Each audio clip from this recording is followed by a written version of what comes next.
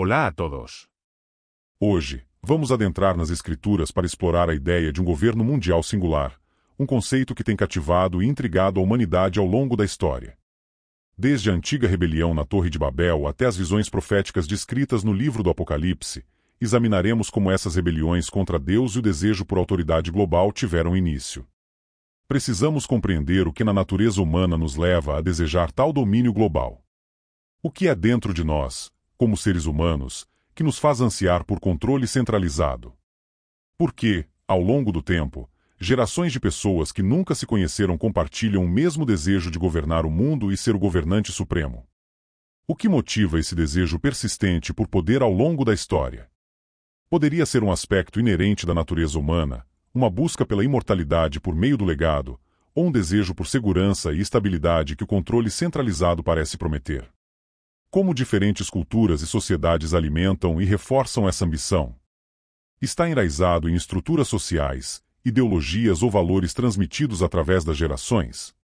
Acredito que essa busca incessante por poder, que causou tanto derramamento de sangue e sofrimento ao longo da história, pode ser atribuída a Satanás, o enganador, a serpente.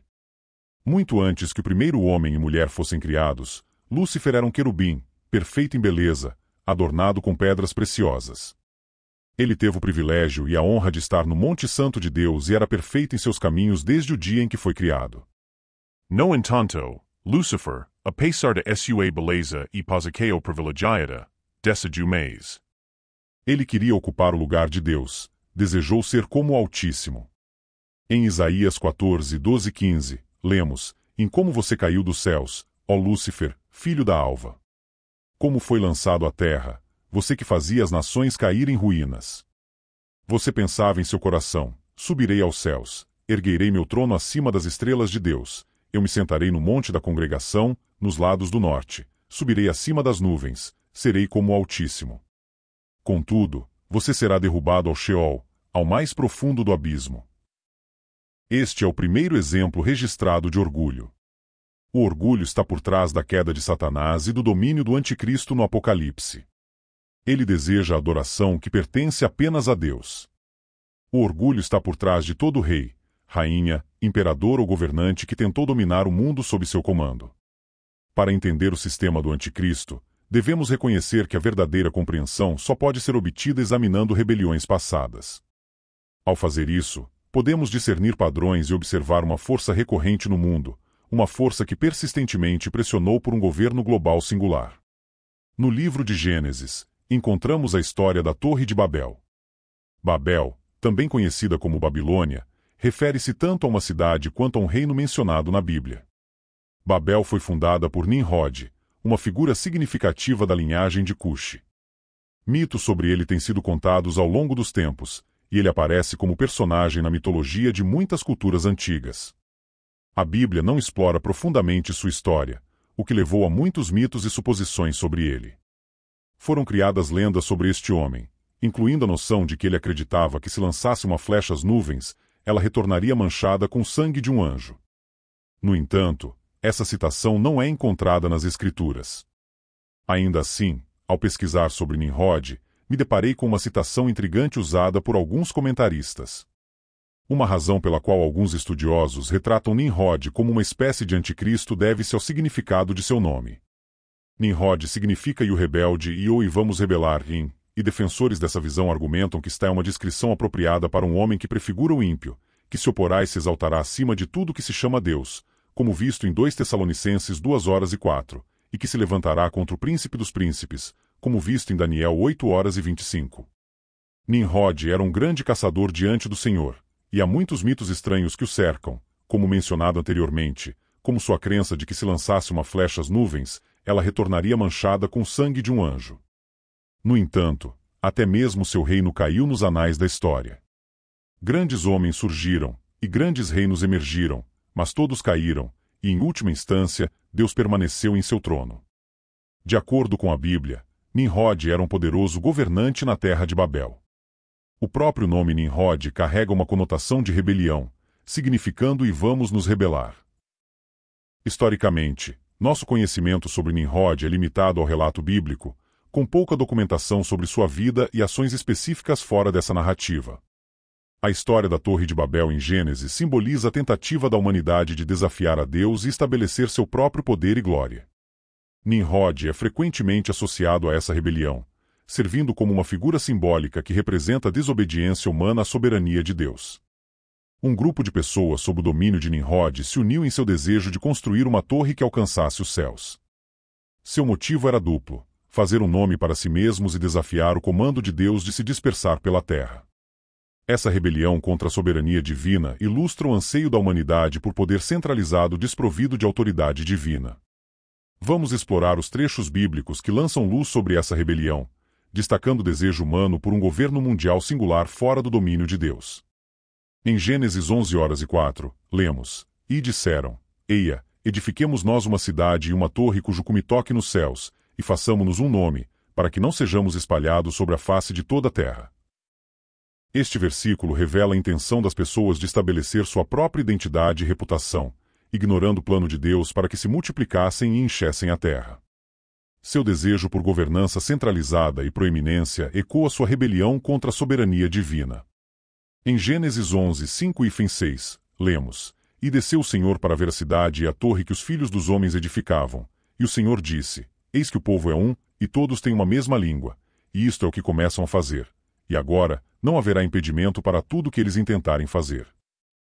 A resposta de Deus demonstra sua consciência do espírito rebelde e do perigo potencial que ele representa. Ele reconhece a união deles e a força que advém de trabalhar juntos em direção a um objetivo comum, destacando o anseio humano por poder centralizado e as consequências potenciais que podem surgir disso. Em Gênesis 11:8-9, lemos: E assim o Senhor os espalhou dali sobre a face de toda a terra, e cessaram de edificar a cidade. Por isso se chamou seu nome Babel, porquanto ali confundiu o Senhor a língua de toda a terra, e dali os espalhou o Senhor sobre a face de toda a terra. Estes versículos revelam a consequência de sua rebelião. Deus interveio, confundindo sua linguagem, fazendo com que abandonassem a construção da torre e os dispersando pela terra. O nome Babel em si carrega o significado de confusão, simbolizando o resultado de sua desobediência. Essa história da Torre de Babel serve como um lembrete poignante da inclinação da humanidade para buscar poder centralizado e se rebelar contra a autoridade divina de Deus. Ela demonstra o desejo inerente dentro de nós de fazer um nome para nós mesmos, frequentemente às custas da obediência aos mandamentos de Deus. O desejo por um governo mundial singular não terminou com a Torre de Babel. Ao longo da história, indivíduos e grupos tentaram estabelecer tal autoridade global. Vamos considerar alguns exemplos. O Império Romano. Sob líderes como Júlio César e Augusto, o Império Romano buscou expandir sua influência pela Europa, Ásia e África, estabelecendo vasta autoridade centralizada. A visão de Roma era criar uma civilização unificada sob um único governo. Gengis Khan e o Império Mongol, originalmente chamado Temujin. Gengis Khan uniu as tribos mongóis dispersas no início do século XIII por meio de uma combinação de alianças estratégicas, destreza militar e força absoluta. Sob sua liderança, o Imperio expandiu rapidamente, tornando-se dos maiores impérios contiguos da história. As campanhas militares de Gengis Khan foram caracterizadas por sua rapidez, eficiência e brutalidade. Suas conquistas se estenderam desde o leste europeu, passando pela Ásia, incluindo partes da China moderna, Rússia, Oriente Médio e as franjas da Europa.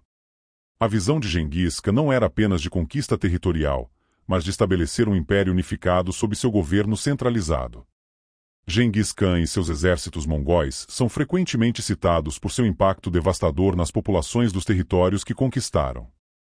Embora seja difícil determinar números exatos devido à falta de registros históricos confiáveis, estima-se que as invasões mongóis resultaram na morte de aproximadamente 40 milhões de pessoas. Considerando que a população global durante o tempo de Gengis Khan, no início do século XIII, foi estimada entre 400 e 700 milhões, isso significa que as conquistas mongóis levaram à morte de cerca de 11% a 15% da população mundial naquela época. Esses exemplos históricos ilustram como o desejo por um governo mundial singular e poder centralizado foi uma força motriz por trás de muitos dos maiores impérios da história, frequentemente resultando em conflitos em larga escala e derramamento de sangue. O relato bíblico da Torre de Babel e exemplos históricos subsequentes nos lembram das consequências de tal busca por poder centralizado, frequentemente ocorrendo às custas da paz e da obediência à vontade divina. Sim, você ouviu corretamente. Os mongóis sob Genghis Khan mataram entre 11% e 15% da população mundial na época. Outro exemplo notável é Alexandre, o Grande. Na antiguidade, ele sonhava em unificar o mundo conhecido sob seu domínio e, com suas proezas militares, conquistou vastos territórios, buscando estabelecer um império unificado. No entanto, suas aspirações foram de curta duração, já que seu império se fragmentou após sua morte. No início do século XIX, Napoleão Bonaparte ascendeu ao poder buscando conquistar a Europa e além. Sua ambição era estabelecer um governo centralizado, colocando diversas nações sob seu controle. No entanto, sua grande visão também desmoronou. Embora essas tentativas tenham falhado, há um homem que, de acordo com as Escrituras, terá sucesso.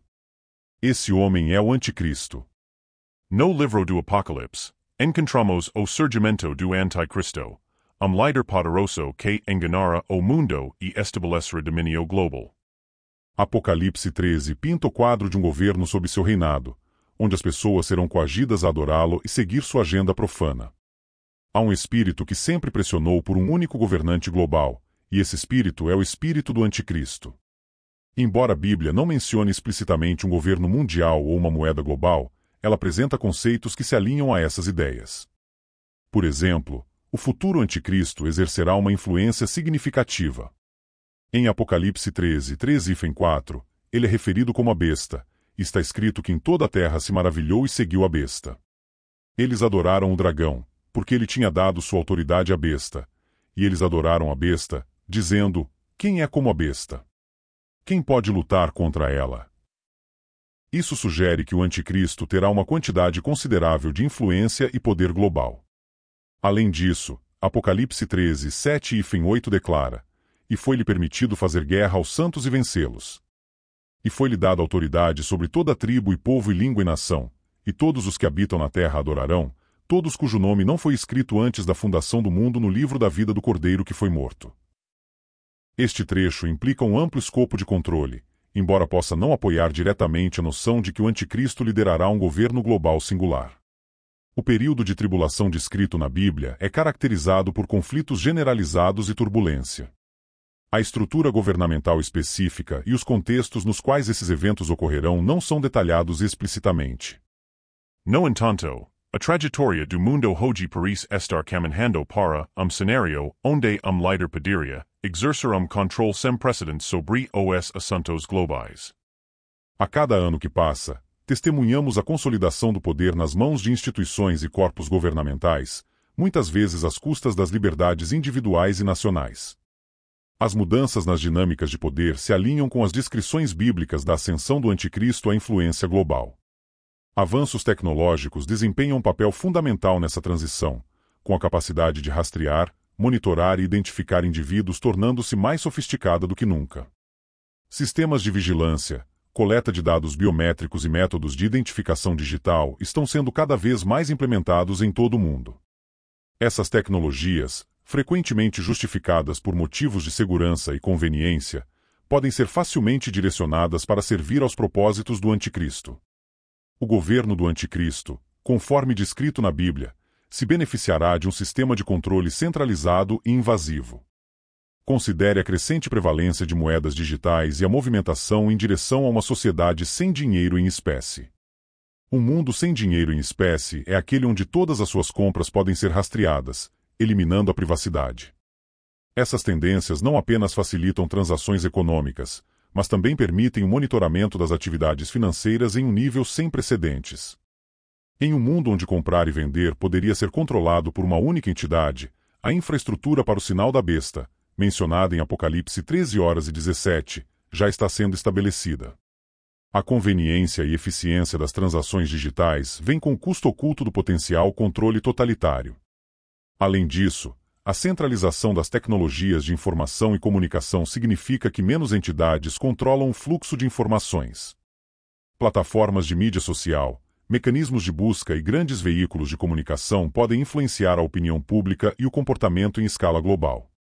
Essa centralização pode ser manipulada para reprimir dissidências e promover a agenda de um único líder poderoso. Observando a trajetória atual, é evidente que estão sendo implementados mecanismos de controle global. As advertências bíblicas sobre a ascensão do anticristo ao poder servem como um lembrete preocupante das consequências potenciais de uma autoridade não controlada durante a tribulação. Todos os descrentes se alinharão com o anticristo, marcando essa lealdade com a aceitação do sinal da besta, que será um requisito para participar do comércio. E ninguém pode comprar ou vender, exceto aquele que tem o sinal, isto é, o nome da besta ou o número de seu nome e Apocalipse 13:17. Aqueles que rejeitam o sinal enfrentarão sérias consequências, incluindo dificuldades econômicas e perseguição. No entanto, a Biblia neo affirma explicitamente que isso envolverá uma única muda. Essa profecia poderia ser cumprida por meio de vários meios que não necessariamente envolvem uma única paridade global. Os sistemas financeiros modernos já facilitam transações entre várias moedas, tornando desnecessária uma única paridade global para o cumprimento desta profecia, embora permaneça uma possibilidade. O que é evidente a partir dessas descrições proféticas é que aqueles que viverem durante a tribulação enfrentarão decisões desafiadoras. Rejeitar a adoração ao anticristo e recusar-se a aceitar seu sinal resultará em sofrimento e perseguição.